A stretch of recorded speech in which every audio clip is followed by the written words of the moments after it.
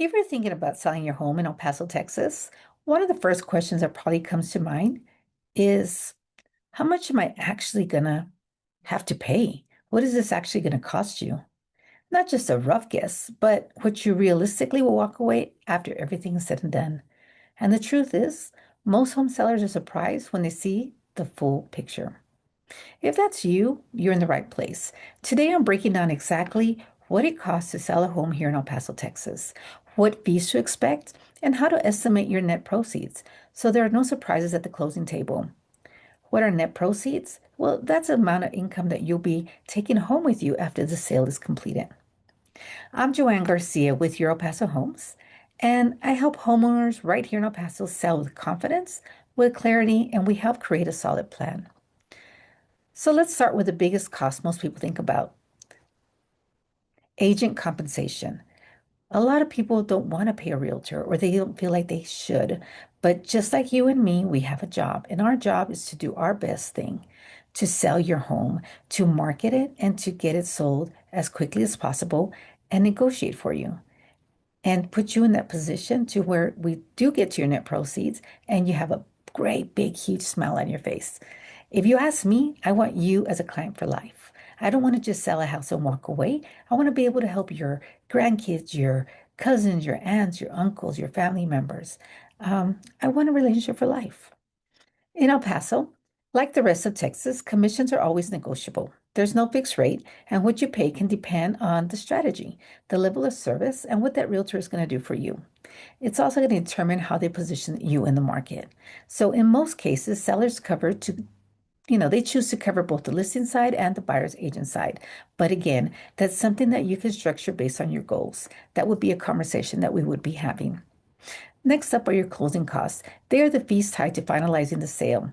And in Texas, sellers typically will cover things like the owner's title policy and certain title related fees. In El Paso, this can vary depending on your price point, but it's common to see closing costs fall somewhere around 1 to 3% of a sales price. That said, every situation is different, and these numbers can shift depending on your negotiations. So now let's talk about repairs and concessions. This is one that catches a lot of the sellers off guard. Once you're under contract, the buyer will usually have an inspection done. Based on that, they might ask to renegotiate. They might want to renegotiate repairs or renegotiate and request credit in lieu of repairs. In the El Paso market, it is not uncommon to negotiate here, especially if the home has deferred maintenance or if the buyer needs help with closing costs. The key is being prepared ahead of time so that you're not scrambling once that offer comes in and we're negotiating with you and letting you know what the buyers are asking from you. Another cost to keep in mind is preparing your home for the market. This could include things like minor updates, some cleaning, some staging, or even just a boost of curb appeal. You don't always have to spend a lot of money, but strategic improvements can make a big difference in how quickly your home will sell and for how much. So contact me for a free evaluation. And then there are smaller fees that add up. Things like prorated property taxes, HOA fees, if applicable, and an outstanding lien or obligations tied to the property. They aren't always going to be top of mind, but they do factor in your final numbers, maybe even a home warranty. So when you put it all together, what does it actually cost for you to sell a home in El Paso? While every situation is different, many sellers find the total cost can range anywhere from about 6 to 10% of the sales price when you factor everything in: commissions, closing costs, and potential concessions. But remember, this is just a general range. It's not a guarantee. Your exact numbers will depend on your home, your timeline, and how we structure your deal. Here's a part most agents skip, but it's the most important. What really matters isn't just what it costs to sell. It's what you walk away with, your net proceeds.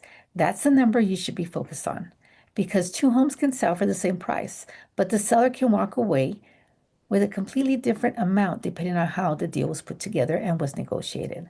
That's why having a clear strategic strategy will matter.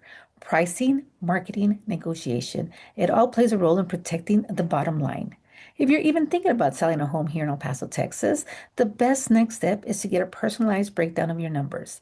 Not a generic estimate, but a real look at what it could cost you based on today's market. I'm Joanne Garcia with Euro Paso Homes, and I would be happy to walk you through.